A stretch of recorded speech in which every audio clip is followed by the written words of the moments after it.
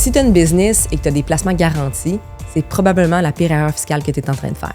La semaine passée, j'ai rencontré un client qui avait 1 million dans un placement garanti qui lui offrait 4 % de rendement par année. Fait que son million, il lui rapportait 40 000 de profit par année, right? Mais le 40 000, vu que c'est du revenu d'intérêt, un placement garanti, il est 100 % imposable à son taux passif d'imposition qui est à 50,7 %. Fait que 40 000 paye 20 000 d'impôts.